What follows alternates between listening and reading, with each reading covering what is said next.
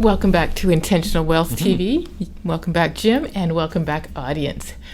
Thought today, what if you could find the one tool that helped you transform your business over the next 3 months to 3 years, depending on where you're at now and how much momentum you want, into actual freedom? That would be exciting. Time freedom, financial freedom, having the impact you wanted.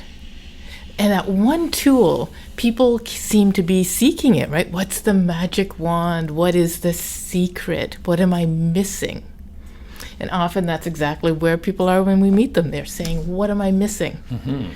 But what it really comes down to, where the magic actually happens, is the tiny little arrow that I'm going to animate when we actually have this edited and ready for you to see. The little tiny arrow that takes you from self-employed to business owner. And so what we need to talk about is stop just working in the business, start working on the business. Yeah, absolutely. So some of you may have seen this. It's a fairly common diagram in the world of business evolution, or entrepreneurs' evolution within their business is probably more how we'd want to say that, which is you start off working for yourself, doing the employee thing that you were probably doing before you started working for yourself. But it's the same work, it's just, everybody wants to not have a boss, which is never the case, but that's kind of how it feels when you start out that way. Right. And it's that evolution to get from there to being an investor in your business. Yeah, and it is not an evolution that everybody gets to, right? If you are self-employed watching this and you're going, wait a minute, I love being self-employed. I don't want staff. I don't want headaches. I don't want growth. You can save yourself the next half hour and just turn this off. Absolutely. But if you are saying, no, I started this business because I wanted to create a lifestyle that was rich and rewarding. I wanted time freedom, financial freedom, to have an impact, to have roots in the community, to be a pillar of the community. Those are the kind of people we work with. And the marriage of whatever it is that you want in your life, in your personal life, whatever impact you want to have on your community, I have always felt that building a business is a magically creative, wonderful thing to have done, to have accomplished in your life, where there was nothing and now there's something, and now you're an employer and you're making a difference in people's lives as employees. It's just an incredibly exciting thing to have done in your life, to have gone from being an employee, which I was when I started out in the work world, to being an investor in your own business, where you've created something that wasn't there before.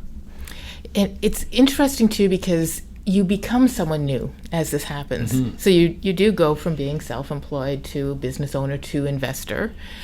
As you make that trek, just as when you were a toddler and then you were a preteen and then a teenager and then an adult and then even hit higher levels of adulthood development, you became someone new at each stage in the journey. That happens in your business as well. Not just on the org chart, where you start taking off some of the hats and stop being all the boxes in your organizational chart, but who you are being becomes a different identity as well. Absolutely. You've grown. There's a lot of personal growth involved in going from being responsible for yourself and your work to being responsible for the execution of a strategy that provides customer value and hires employees and creates wealth and value in the world. So I thought we'd do something fun. We've had people notice that this is an interesting set of perspectives that we bring you that let you see yourself and your business from a different view, from a different set of wisdom, knowledge, and experience, but also just stepping out of your status quo. And we'll ask you some questions that pull out things you didn't even know you were thinking about, because we give you the space to do that. And I've had a couple of people say, so it's the coach and the consultant. Very different ways of looking at things that we bring together as part of the team at Podium Prosperity Group. So I thought we'd do something kind of fun, if you're up for it, Jim. I'm ready. I have our handy dandy Podium Prosperity Group notepads and pens, matching pens. And I thought we'd just take a few minutes. I'll do a time lapse for you watching at home, but I'm going to write down what I think I mean when I coach somebody to work on their business. And I'd like you to write down what you mean when you consult with somebody to work on their business. Absolutely. Let's do that. Let's do it.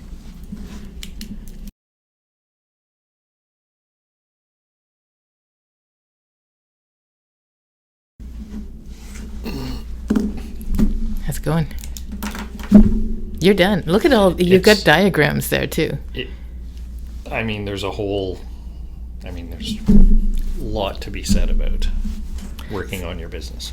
Absolutely. I think once we've gone through and compare our lists, we'll also maybe talk about some of the clients we've worked with, but we will disguise their names because the transformation that we bring people through, sometimes they look back and they're kind of embarrassed about where they came from, and we don't want to reveal that. Nobody should be embarrassed about the journey. Realistically, if you're not embarrassed by who you were 3 years ago, you haven't grown as much as you should have. Fair. So there's a little There's bit two of different perspectives. It's okay to be embarrassed. It just tells you how much you have gained. All right. So I thought maybe we'll go through the list, and we'll have a little discussion on each as we go along. All right. So do you want me to start off? Go for it. All right. Let's see what you've got. So the first thing that comes to my head in a consulting kind of thought process about the thing about being somebody who works on a business instead of in the business is the classic management theory, and this stuff's been around for 100 years. Management, and we've mentioned this before, I think, on this show, management's actually a science. There's lots of art to it, but it's actually a science. So there's lots of things that are... Emotions are a science, too. That would be the coach speaking. So the way classically people think about working on a business, which is to say, what is the role of a manager? And I think there's another step yet beyond that to be an investor. But the role of a manager is to plan, organize, direct, and control. Those are the four classic cornerstones of working on a business. So you plan what it is that the business is going to do, including what the people in the business are going to do, defining all of that. So planning is the cornerstone of all of this. Organizing the work. So here's a plan. Now I've got to actually execute that. So how do I execute that? I organize what needs to be done. Then I direct the work that is being done, whether that's from a board of directors level with that responsibility, whether it's a management level with that responsibility, or a CEO in between. And then you control the work that's done so that you can achieve the plan that you set out in the first place. So that, when I think about working on the business, that is the most classic management science version of that question. I love that. Doesn't that sound daunting? So I do the same thing, but my steps might be a little bit different as I'm working with people. So the plan, right? When we're planning your business, I love strategy, I love process, but I love it to fulfill the purpose of creating the lifestyle that you're dreaming of. Right. So planning a business that allows you to live the lifestyle you want. So we start there. For what purpose is money in your life, and what level of wealth do we need to generate from this business in order for it to fulfill your lifestyle and impact needs? And then as we plan further into the actual marketing plan, the business plan, I look at, what are your values? What do you really care about? How do you want to transform the industry? And how can you add value to the marketplace so that you're having the impact that unlocks your potential and your purpose? So that's a brilliant adaptation, both in terms of it's 2022, not 1917, in terms of the management science, but it's also brilliant because it brings in the idea that we work with, and you are an owner of a business. Right. These management constructs that I talked about are intended towards a larger business, and if you go back and look at the history, the purpose of the organization was to make the shareholders wealthy, whereas we're trying to integrate, because you're an owner-manager, it's your business. Share in particular assists people in identifying what's driving them towards wanting to have a plan or wanting to grow their company, which is missing in classical management science, but is an important part of that process of working on your business. Right. Often people, when I meet them, they're kind of exhausted right? They've been wearing all the hats in their business for a couple of years, and they might even feel like they are lazy. They don't have what it takes to keep this going for the next 10 to 20 years. And so we unpack a lot of that, and we determine where are they not working in their strengths. And we'll apply the Pareto principle, the 80-20 rule that says 20% of what you're doing is having 80% of the impact. 20% of the things you're doing is killing your business. Right? A lot of the fires you're putting out in your business are preventable, and that working on your business piece lets you step back and have that 30,000-foot view and go, what are my strengths? What is it that I do better than most? How do I polarize the market, and what do I bring in? Right? Often people will start at that marketing plan or marketing tactics side of things, not knowing that. So we step back and really look at, why are you such a powerful addition to the marketplace? Absolutely. Based on who you are. And then as we're working on who you're being, right, Jim's mentioned that owner-operator versus owner-manager. And I also identify the leadership skills you're already demonstrating by choosing to start the business. And we really build you into that owner-leader as well. So as we're going through those concepts, you can hear them coming out from the coach side of things, but I bring them from just a different standpoint, so that instead of just doing what you know is wise, you do it from a real place of strength and authenticity and understanding and confidence. So then when we're saying getting the stuff done, we both agree that governance, execution and governance are really crucial. They sound like really unsexy words. So when you talk about execution, getting the work done, right, I'm really talking about helping you get a bias toward action. Knowing that you've made the right decisions and that they are powerful decisions that will generate the lifestyle and the wealth you need, because that's a process as well. Also, being able to delegate to those people the processes they need to run is a place of self-trust as a manager and leader, and trust in others, and learning the skill set of delegation, so that you can get to the point where you're doing governance instead of just switching hats and doing all the work yourself. The power to so there are some business tools that allow you to understand the nature of business, but the value, the ability to execute a plan is a personal tool. It's a tool that there are a suite of tools and knowledge and abilities and focus that the owner has to bring to the process. So I spent lots of years in the startup world, and I've raised a bunch of capital. And it is a fact in the investment community that ideas are plentiful. There are a lot of good product and service ideas.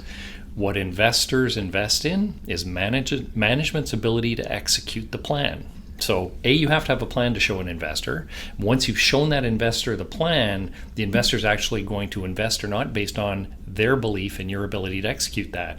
And that has nothing to do with business. That has everything to do with the ability and competence and skills, most of which are trainable, that the owner brings to the business. And so that ability to execute, instead of getting ready to get ready to get ready to get ready to execute, which so many business owners can be trapped in, right? We talked about biases in the past, and that status quo bias, that things need to stay the same, is in exact opposite to what a business owner needs to be behaving like when they are working on their business development. Unless, and it can be the case that the business owner, and we have clients who have said to us, I'm not going to get any bigger, I do not want more than this number of employees. So being where you want to be is okay. You should know that you're where you want to be and acknowledge it and be comfortable with that. And that's perfectly fine as well. So growth at all costs is probably not what you want. Growing is an interesting process, but so is really managing a business well that is delivering to you all the things that you've sussed out in your coaching process that you want out of life. Exactly. So that was your first one. That was my first next? one. Wow. Okay. So that was the classic view of sort of management work. A couple of other things that are important in this, and these go, and I'm just going to bring them back to that framework, these go back to directing and controlling. And we've talked about this in previous sessions. You have to have a small, understandable, easily accessible set of metrics to work on your business. You have to know, and that directing and controlling piece, this is not the planning piece. This is, I know what I want to accomplish. I've set my goals. I'm developing, or I've developed the skills to actually execute this plan. But once the plan is launched, once you've organized it and it's underway, you need to know when you're deviating from your plan. And so working on your business in part is understanding the 2 or 3 or 4 key numbers or things that tell you how the business is doing relative to the plan, that allows you to take corrective action. So having metrics, measuring the metrics, and then managing whatever's going on that is causing those metrics for better or worse. Sometimes you identify from your key performance indicators called KPIs, you identify things that are going swimmingly well, and you go, hey, I can move in that direction. Love that.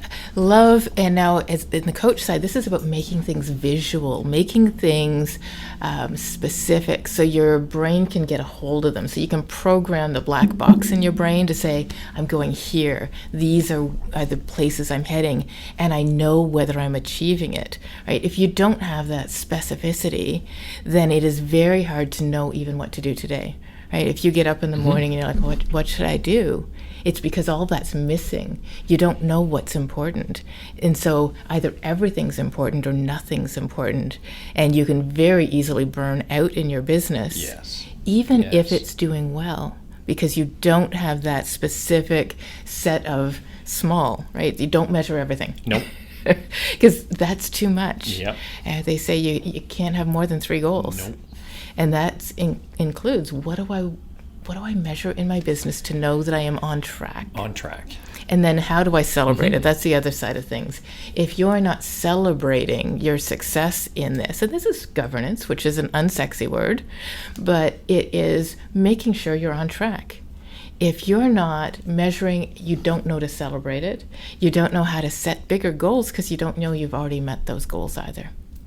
So this makes it easy to program yourself, but also this is an amazing source for motivating your team, right? When you've attracted an incredible team and you're asking yourself, how do I keep them? You bring them into this process. You share your KPIs and how you're doing on a monthly basis with them. Yes, absolutely. Part of our program is to introduce the idea of key performance indicators. Most people have an idea of probably what's important in their business, but we need to make sure those are the ones that matter the most. So you don't have 20, you have 3 or 4 that you can actually stay on top of. And then to make sure your information systems in your business, many of which are financial, but not all of which are financial, are delivering you the information that you need on a timely basis for you to actually have an impact when they perform better than expected or perform worse than expected, or maybe they're performing exactly as expected, which is, a great relief. You get to sleep at night when you know. You do. Not knowing is it's a very bad thing. Yeah. So we have a client who I will call Janet, and she was unsure how she was doing. She knew her revenue for her different product lines, but she didn't know her margins, her profitability on each of the lines. And in fact, when we first started working with her, she was going to eliminate one of her lines because she said it wasn't profitable. Well, I asked her a question, very simple, how do you know it's not profitable? And she laughed at me and said, because I only sold 3 of it last year. It was like $250. Now, since then, she and Jim have worked together on doubling down on this 80% profit margin program, Right. and have found $250,000 annual potential for this that they then worked together and did an RFP on and went out and secured that could have been easily eliminated because she didn't know the difference between revenue and profitability. Yes. So she wasn't measuring it, which meant she wasn't working towards it. She didn't have a clear understanding of the value of this part of her business. from a coach standpoint, I was looking at it going, well, you know what? That one piece lets you be the expert in the business, lets you stand in your strengths and do something you love, and it makes powerful differentiation in your marketing plan. From the consultant side, Jim looked at it and went, whoa, there's good margin there. There's good margin there. So measuring the right thing and understanding the implications of that thing on your business is part of the planning process. So if you measure the wrong things, that's going to take you in the wrong direction, very likely. So the setting the right KPIs and measuring the right KPIs are good, but that's the directing and controlling piece. But then you have to step further back in that process and say, the planning piece. So before you even organize, because you don't know what you organize if you don't have a plan, it's hard to delegate, for example. And one of the ways I was thinking about that as we were making our notes here is the who, what, when, where, why. Who, what, when, where, why. And I think if you ask those questions in the context of building out a business plan, just answering those questions about your business when they're tied to your, could be the why though, but while they're tied to your personal goals that you've helped people expand on and understand what they're actually trying to accomplish, is really the fundamental planning process. Yeah, and I working on a book, as you know, called How, Not What. Which will be amazing. Because people get lost in the what of their business, and that's getting down in the weeds, and you can't see the forest for the trees when you sit in the what. And it's what should I do this year, and what should I sell, and what should my pricing be? And when you are working at the planning level, we actually call it chunking up in the hierarchy of ideas, that we go back up to the why. Why would somebody work with you? How can you best deliver that? And how can you structure your business and run your business so that it fulfills that in the best way, so that when you deliver the what, then you are able to maximize profits, maximize the customer satisfaction and your impact. I think we have clients where a large amount of the benefit of having those discussions is having the business owner really define the avatar of their ideal client, because there are lots of people.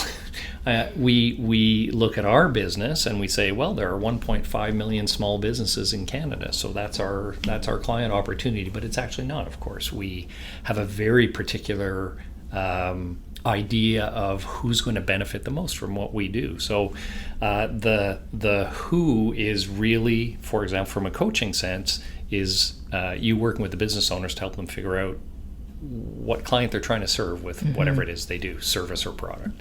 Yeah, and it starts with a simple conversation. Like when you answer the phone and the prospect calling is someone that lights you up, and you hang up and you go, yes, more of that, please. Right? It's getting into the details of why those people really lit you up. What were those things that they said that were right, and what did they not say that were wrong? Right? When people ask me what makes a great client, is it someone who's got the time, the money, and the energy to work with you? I tell them no, it's the person who doesn't have the time, the money, or the energy, but wants it and is determined to get it. Right? Because that's what your business should be doing for you. So that's a unique perspective that I suspect the folks watching this would not have thought of before. And you certainly introduced me to that idea, because I'm very pragmatically oriented towards defining people in particular ways. But you bring the whole interaction between the avatar and the business owner to life with the business owner. Because you're in a relationship business. We are all in relationship businesses, and there are people who say, well, I'm not a people person, and Jim is an amazing people person. He is more powerfully strong as a numbers person, as a planning and analysis person, but he's driven by serving people and empowering them. So it's very important to see, how do you show up for the people that you serve in a way that brings out your strengths and satisfies their needs at the same time, right? And that intersection takes that 1.5 million down to 50 a year. Right, exactly. One experience that we've had with a client now, and watching Cher work with this client from a coaching perspective, is that everybody, this is my trying to understand people thing. So everybody has behind them, the way I describe it is everybody's got a little red wagon, and in the little red wagon are a whole bunch of beliefs about themselves, some of which they developed in childhood through childhood experiences, some of which, it's just been how their life has gone. So they bring this little red wagon, and it is, we have seen how the contents of the little red wagon with clients affect how they create the avatar of their ideal client. Mm-hmm. And that can be, I guess, good if the stuff in your wagon is helpful to your business. But we've had a couple of situations where it's not helpful to clients. So that's the intersection of the client's belief system and worldview and personality with their business as it relates to the ideal client. And we've seen places where that's been problematic, I guess. And it really is stepping back and saying, how do I want to work? How do I want my day to go? Who do I want to work with? Sometimes the most profitable client isn't the ideal client either. It is the client that is the easiest to serve, that gives you the most value back, that is engaged, that you don't have to chase, that doesn't have the complaints and the issues, and helping understand what that is alongside of why they would be attracted to work with you.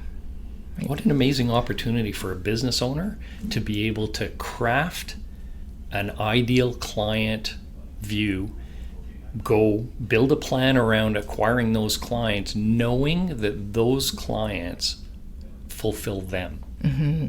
You can do that as a business owner. You have that ability. Yeah, it's like parenting, right? When your children know that what you're doing with them you love, they feel more loved.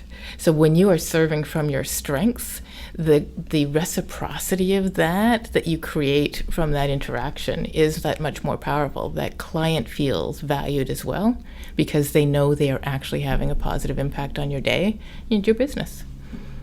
Why not be there? Yes, exactly. And then when we take that side of things and we align it to the layer of finance, mm-hmm. to say, how do we build the best value for that client? Mm-hmm. So we don't just stop in airy fairy land. I love airy fairy land. It's a place of joy and fun and unicorns. And there's no reason not to have it if it's based on wise corporate decisions. Yeah. Right? And I think sometimes people think that it isn't okay to have joy every day in your business, to feel happy and fulfilled, that when you go to bed at night, you're like, man, I was awesome today. So taking that, who you are as a business owner, who you want to be as a business owner, what goals, what do you want to achieve with owning and operating your business, that is actually a quantifiable thing. And I think that surprises people sometimes. Some mm-hmm. of our clients are quite surprised at seeing the insight that Cher delivers on the coaching side turned into quantifiable things that are actually going to deliver the lifestyle or the legacy or the impact that they want to have. And the huge advantage of us working together this way is that you elicit what the client actually is looking to achieve, and we are actually able to quantify that and deliver it to clients in a way that allow them from a nuts and bolts sort of pragmatic sense execute their business and measure against that business and actually achieve those goals. Which is really important, because when you're actually aligned to your strengths and you're taking the time to work on the business to align to all those strengths, it can feel too good to be true if you don't have the financial side showing that you are actually on track, right? You can be, this is where self-sabotage starts in business, where you're waiting for the other shoe to drop and it becomes a self-fulfilling prophecy. But it's because you're not measuring your success and you're not seeing that you are on track or how to adjust to stay on track with it. And in our last video, which was about zombie businesses, sometimes what feels like a shoe dropping is actually a natural progression in the growth of your business. But if you don't anticipate it, it feels like you're failing. So we've talked about this a number of times. if part of your goal as a business owner is to want to grow, that growth will cause challenges. And the most obvious challenge is that growth consumes cash. So if your key metric is looking at your bank account, that's how you're measuring your business success. Your bank account's going to go to zero and probably negative if your growth is actually successful. So knowing that in advance is a key thing.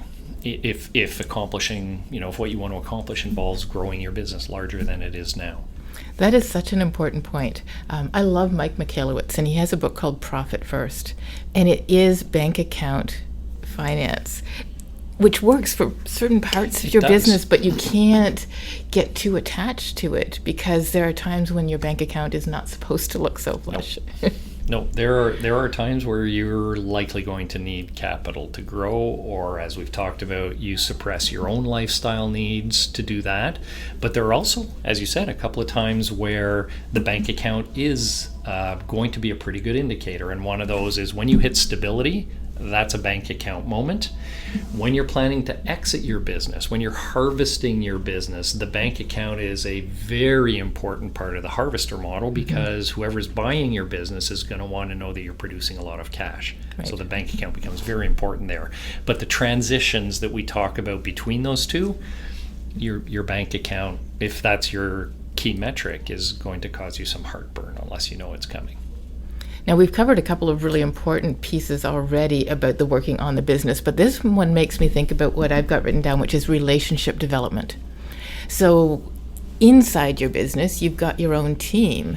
Outside of your business, when you're working on the business, you're actually talking to your advisors. You're getting this input and advice. Maybe you're working with a mentor.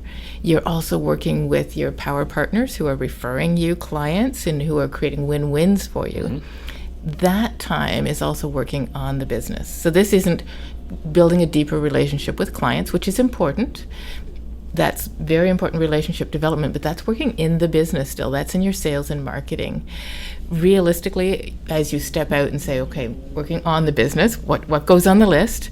Relationship development with your team that is external, whether it's your virtual advisory board, whether it is the referral partners. Mm-hmm. That piece is important. Right. Yes. You need to have a business network. A little overused, but it takes a community to build a business, if we can say that. Mm-hmm. And I'm laughing a little bit here because there's not a thing about people on my sheet, but I think your sheet is all about people. So that's why it takes a team to actually get this stuff accomplished. Yeah, I do love this juxtaposition of the coach and consultant because we're getting you to the same place and we bring a different perspective on the tools. Mm-hmm. They're the same tools. They are absolutely aimed at the same goals. Yes, but you've written a whole bunch of things about people there. Leadership and motivation. Absolutely. And the thing that I love and why working with the CFO level advice that you have is I can sit here with pom-poms and cheerlead and build your leadership skills, but I don't want you leading lemmings off a cliff. I want you leading up the peak to success. And so you need both of these aspects. And behind Cher's pom-poms are some really velvet gloves, velvet fists. So you get you deliver difficult messages to people when that's needed. I've had some great mentors in my coaching career already. And Rich Litvin, who coaches coaches, who transform high performers into people who have a life that they love. And so you can imagine that's why I love him. Goal. Yeah. Yes. He says people pay more for truth because nobody out there is telling you the truth. Nobody knows how to help you find the truth. And when you hear the truth, even though there's a velvet glove, you know this is valuable for me. A big reason I trained so much in coaching is because I knew that I could encourage people, I could listen to them, but it's moments in truth that actually transform your business. And so the coach, the consultant, the mentor, that time working on your business, if it's not being spent confronting some truth, tackling truths and working with them, If it is just spent on time looking at stuff you already know, Yes. then it's not really working on your business. It's Yeah. more escaping your business. Right. No alternative facts or truthiness here. Just Exactly. Truth. Just truth. Truth with great love. Yes. And I think that's why it's so easily Yeah, received. we love our clients. Yeah. Yeah. All right, what have you got next? Then I get into the not people related, truly drilling down. So once you've determined who your business is, why you're doing it, what your ideal client is, how you're going to do that, that actually has to be translated then in a planning sense into two sort of broad pieces: strategy and tactics, and the financial representation of those strategy and tactics. And one of the pieces that's involved in the strategy and tactics, which is interesting, and we spend a lot of time with clients talking about this, is what does a fully functional business look like? What functions need to exist? What jobs, what roles need to exist in your business? And laying that out, even if, as you're in the early phase of this transition from self-employed to business investor, your name's in all of the boxes, but knowing that those boxes exist allow you then to start to organize the work, including your own time when you're in the business. But that's a really important part of working on the business, is thinking about who's doing the stuff. I love that. It was all about people, wasn't it? So the organizational chart lets you understand and humanize the processes that are happening. Where is that happening in the business? Who's doing it? And it allows you to capture some of those systems as well. So when you bring someone on, they're actually documenting what they're doing. They're starting from what you thought they would do, but they're enhancing and expanding that role because you didn't have time when you were wearing the hat to actually do it full time. So that person who comes in is given a valuable final product that they need to achieve.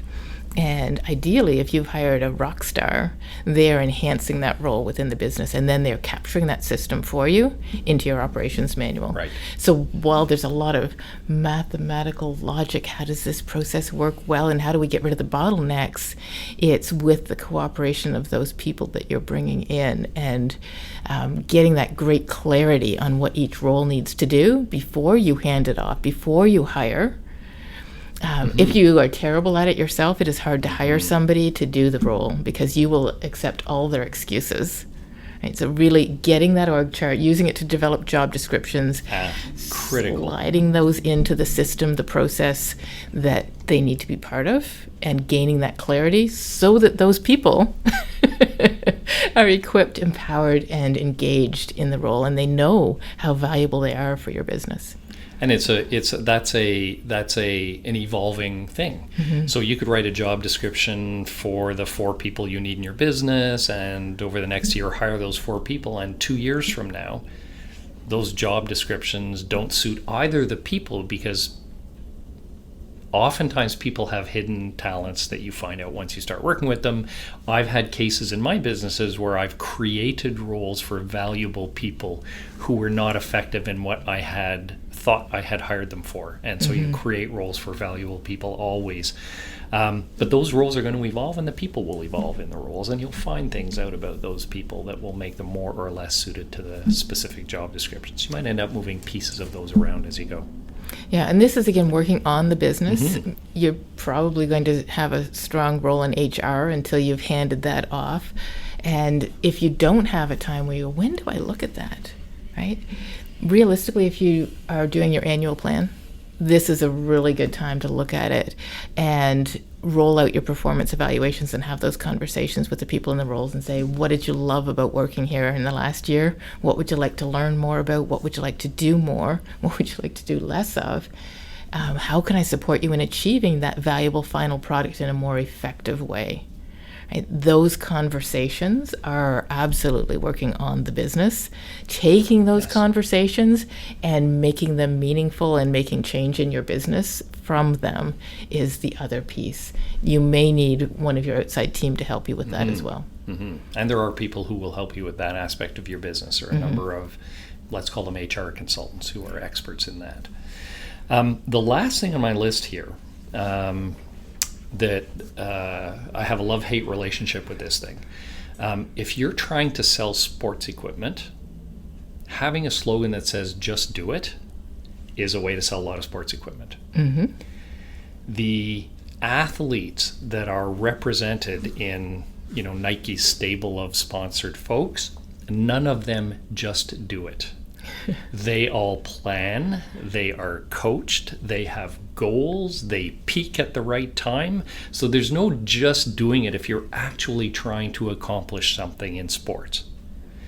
It sells running shoes, but the actual, logo should be plan, then do it, not just do it.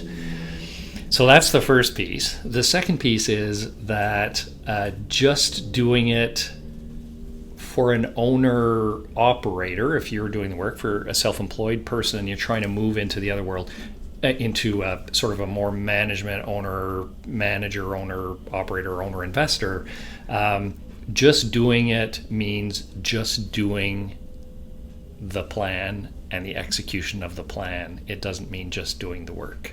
Right. So it's an interesting slogan, but Yeah, at the end of the day, you have to execute.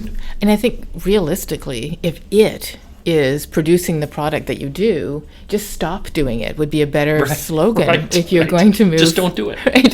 Get somebody else to do it. Right. And so my last piece is actually boundaries on your business, and recognizing that working on your business is going to free up your time. It's going to free up your resources. It's going to make you wealthy because you stop doing all the work. And it means you're not hustling more. You're not working harder. It's how you step back and you say, how can I work smarter? How can I prevent the challenges, prevent the fires, and start stepping out of my business so that I am not my business? So it's not the 5 a.m. club, let's shove extra hours into your day so that now you have time to do all the work on your business and do all the work in your business. That will kill you, literally. It will kill your family, it will kill your joy, and it will burn you out so fast and never give you the wealth that you want. It's not working evenings till 11, 12, 1 in the morning. It's not working weekends. It's not taking your laptop to the beach with you. There may be a short time, right? And I tell people, stop acting like it's the first or second year of your business. If you're at the third year and you're still doing that, you are working 16-hour days, just stop doing it. Yeah. Right? Put some boundaries on your time. Block off time, right? If you're doing a 5 a.m. club because otherwise your day is lost as soon as you start, you need to block off time that you aren't checking email, that you aren't replying to clients, that you aren't at the mercy of somebody else's agenda. And we have lots of different techniques that we have to help you find the time to work on your business, but also understand what you should be working on. Because that is a challenge for people. They'll sit down and they'll go, okay, I'm going to work on my business. What does that mean? Yeah. Right? Yes, and hopefully we gave the viewer some idea of what it means to, if you carve out the time to work on your business, these are some things that, ways of thinking about working on your business. Yeah. If you're sitting there going, what do I do? Pull out your business plan, blow off the dust, and start there. Yes. Yeah, right? That's a good place to start. Right. There are always ways to improve what you're already doing. And it's one of the reasons you're attracted to business, right? Because you're making a difference. You're growing and changing and creating something new. It's a creative process. So this gets you a chance to unlock that and really step into the excitement and fun of building a business. That was absolutely fascinating. Full of people stuff. That was fun. I'm glad we did it this way. This was not prepped in advance. This was in real time. Yeah. And yours was full of people stuff too. Yeah, underneath there. Yeah. Thanks for watching. If you have any questions, as always, if you're an Ontario or an Alberta business, we do offer you free coaching sessions to find out if this is a good fit. If your business is a business that you could transform into the business that loves you back and that you could one day sell. See you next time. Thanks for joining us.